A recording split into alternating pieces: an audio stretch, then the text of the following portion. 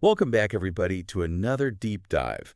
This time, we're going way deeper than just the swordsmanship of Miyamoto Musashi. Gone beyond the legend. Exactly, beyond the legend. Yeah.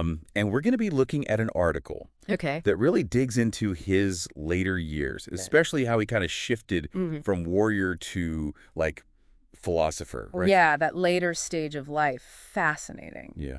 We'll look at his pursuit of inner peace, his final duel, which is really interesting because he chooses not to kill. Wow. Yeah. And of course, the wisdom that he, put into the Book of Five Rings. Where do we even begin with a guy like this? Well, it's funny, I think often we get caught up in the early exploits of these figures, right? Right. The big battles, but it's really in that later part of their life that we see their philosophies evolve. Yeah. And like you were saying, this article, it starts with a pretty big move. Okay. So in 1634, Musashi decides to leave the battlefields. He's 50 years old, and he journeys to Kyushu. So he's at the top of his game. Exactly. Like, imagine, like, this renowned swordsman, the founder of the Hyohonin Ichiru. Dual-wielding style. Yeah, dual-wielding, walking away from it all. Why do you think he would do that? Well, it certainly wasn't out of fear, right? I mean, this guy, he was Right. still at his peak. This was a deliberate choice, reflecting a shift in priorities. It's interesting, though, his reputation, it followed him. Yeah. This is really evident in his arrival at Kokura. Okay, yeah. Kokura was this cultural hub, right? Right. Like the perfect environment for someone like Musashi. And he's specifically invited by Lord Ogasawara Tadanaga, a patron of the arts. It seems like Tadanaga, he really recognized the depths of Musashi. He Yeah. saw beyond just this warrior persona. Yeah, for sure. So instead of duels, he's spending his days doing Zen meditation, calligraphy, painting. Even the article suggests his calligraphy wasn't just, artistic. It was this practice and focus, precision. Like skills directly transferable to swordsmanship. Makes you think, do you see this link between art and martial arts in other historical figures? Oh, that's a great question. There were definitely parallels in other traditions. Yeah. You think about the Shaolin monks, right? They practice calligraphy as an extension of their martial arts. Yeah. That focus, discipline, and control, it's It's all connected. so intertwined. It's all connected. So this peaceful period in Kokura, it seems like it was crucial for him developing as a philosopher. Yeah. Right. The article really hints that this is where he started to really formulate these ideas that we see in the Book of Five Rings. It's that integration of his martial experience with this deeper self-awareness, Yeah. the world around him. It's all coming together. But as we know, peace never lasts, right? The Shimabara Rebellion of 1637 kind of throws a wrench in things. Yeah. It's interesting. He gets involved, but not as a warrior. Hmm. Why do you think that is? Especially with his dedication to peace. That's a great question. Well, the article mentions, the rebellion was fueled by, like, oppressive taxes, religious persecution, and just a lot of government overreach. Yeah. So maybe for Musashi, peace wasn't just about avoiding conflict, Maybe it was about actively trying to, minimize suffering, even in, these unavoidable situations. Yeah, that's really interesting. It suggests a much more nuanced understanding of peace. Yeah. One that goes beyond pacifism. Right. Like he saw an opportunity to use his strategic thinking to help others instead of, seeking personal glory. Right. His goal was swift resolution, minimum casualties. He was really using his skills for a greater good. Yeah. It's amazing. It's like his involvement in that rebellion really, cemented this commitment to peace, even if it meant, actually engaging in a conflict to get there. Right, right.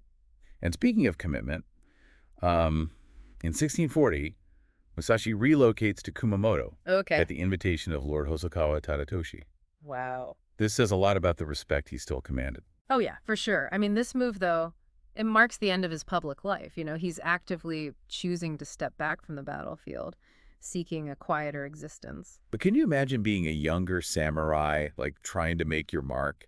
Oh, yeah. And you have this opportunity to challenge the legendary Miyamoto Musashi. It's the ultimate test, right? Oh, yeah. It's like the classic story of, the young upstart versus the seasoned master. Yeah.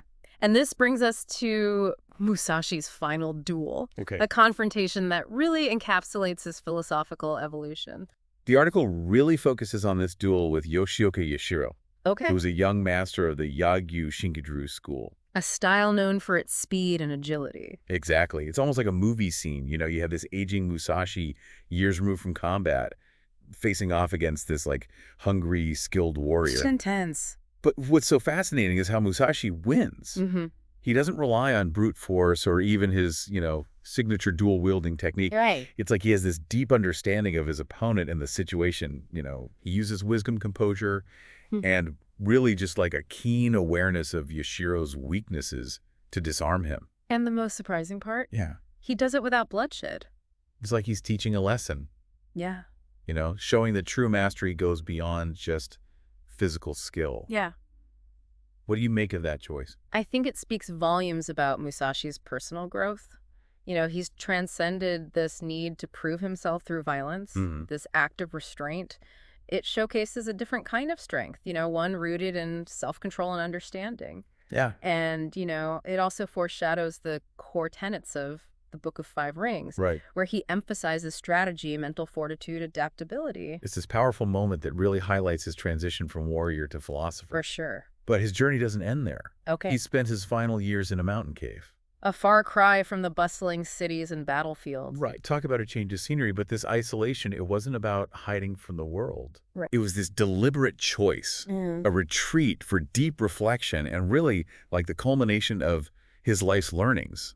And it's in this secluded setting that he pens the Book of Five Rings. Which is so much more than just a sword-fighting manual. Oh, absolutely. It's packed with philosophical insights that are still so relevant today. Yeah. He digs into discipline strategy, finding inner harmony. It makes you wonder if these lessons resonated centuries ago.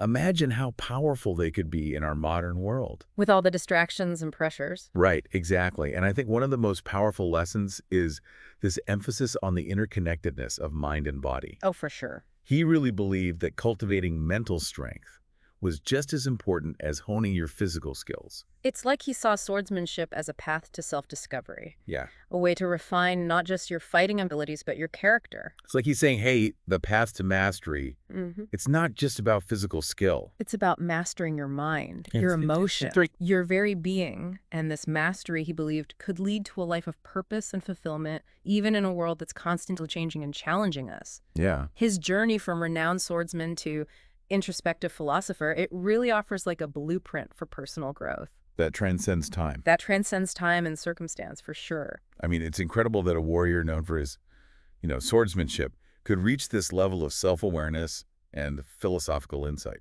It really does challenge that stereotypical image of a samurai. Yeah, totally. Yeah. So what do you think is like the biggest takeaway from Musashi's journey from warrior to philosopher? I think it's that transformation is always possible at any stage of life.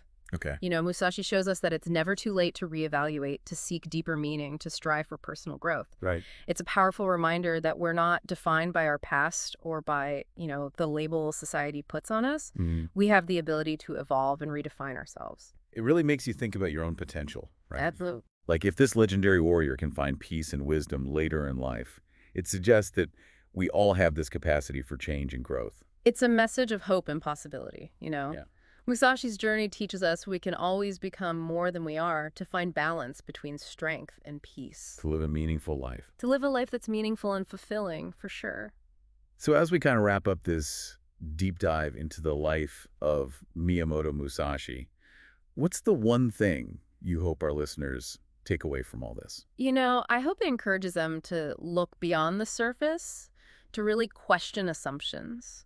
And consider, that people are complex, especially historical figures like Musashi. Right. There's always more to learn, more to discover. There's always more to understand. And if this conversation has piqued your interest, go check out the Book of Five Rings for yourself. Yeah, dive a little deeper. Yeah, delve deeper into his life and his philosophy.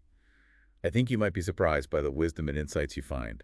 Until next time. Keep diving.